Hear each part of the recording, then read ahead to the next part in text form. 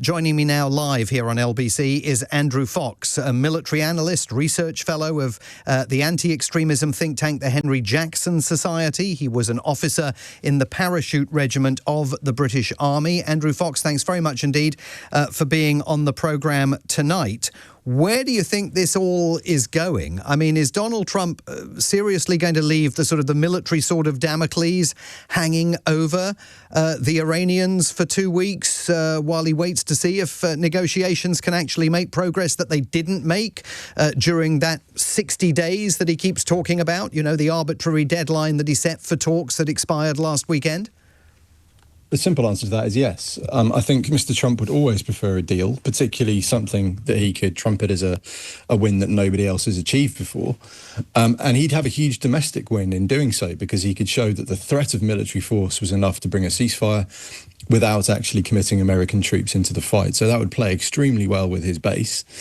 And we know that he's still been making rhetorical statements that suggest that Iran are still open to it. You know, that pathway to a deal is still open. So I think that would probably be Mr. Trump's preferred choice. Andrew, one of our listeners has texted in, Tom, who says the worry now will be that Benjamin Netanyahu will try to force Trump's hand by provoking a situation that gives him no choice in the next 2 weeks. That's a possible set of circumstances, isn't it? I mean, yes and no. I mean, it would be a very bold move for Israel to risk their relationship with the White House like that. And then, of course, there's a risk of it backfiring and escalating the situation, and America still don't come into the fight. So I think that's straying slightly into the realms of conspiracy theory. The bigger question, I think, is what do America actually achieve by entering the fight? What's the cost-benefit analysis? And from the American perspective, it comes at very high risk with actually very little reward. Because the Israelis have got this. They're absolutely, this is one-way traffic in Iran at the moment, and they can prosecute any target that they fancy at this stage. The only thing they can't do is Fordo. That does need something a bit bigger, but they could potentially do a special forces raid, as they did in Syria last year, and an underground facility, and that was very successful. So there's still options for the Israelis, but the risks of America going in and that toppling the regime in Iran is a huge amount of potential instability, and no guarantee whatsoever that what replaces the current regime would be any better. So from where I'm sat, if I'm the White House, I don't add that much value, and I take a huge risk if I do commit myself. This 2 weeks, though, is hauntingly familiar. He keeps giving Vladimir Putin 2 more weeks to talk properly about a ceasefire in Ukraine. Everything with President Trump is always kicked down the road by 2 weeks, and often by much longer than that. Now, you could argue that he's sending a message to the Iranian leadership that he's not willing to take military action, and he'll just continue kicking the ball down the road, and that they can continue playing for time. Well, of course, there is a very good chance that in 2 weeks' time, this war may well have be over.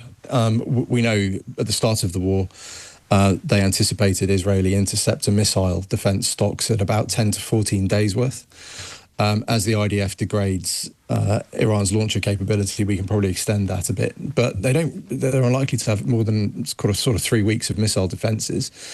And of course, Iran has had about 50% of its pre-war rocket stocks destroyed, or they fired them. So we could conceivably reach a point where Iran doesn't have any more ammunition to fire at Israel, at which case I think we're very likely to see some kind of attempt at a deal, or we reach the point where Israel's missile defences start running low, and then it's a very different ball game. So 2 weeks, I think, feels fairly tactical at this point. But if you argue, I'm not saying you do, but the Israelis certainly argue that the Iranians are weeks away from acquiring a nuclear weapon, Donald Trump's just basically set the clock running, hasn't he? I mean, he said he's not going to he'd make a decision within the next 2 weeks.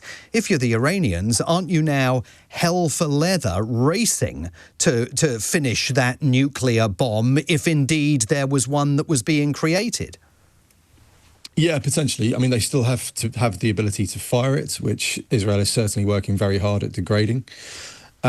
And I'd imagine it also sets a clock running for Israel to actually do something about the nuclear sites they haven't struck so far. So Mr. Trump has injected an element of chaos into this campaign. And this kind of uncertainty, I don't think, is particularly strategic or helpful, certainly from an Israeli perspective.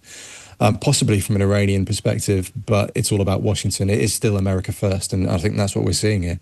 Andrew Fox, I'm very grateful to you. Thanks so much for being on the programme. Andrew Fox is a military analyst and research fellow with the anti-extremism think tank, the Henry Jackson Society, and he's a former, an officer in the parachute regiment of the British Army.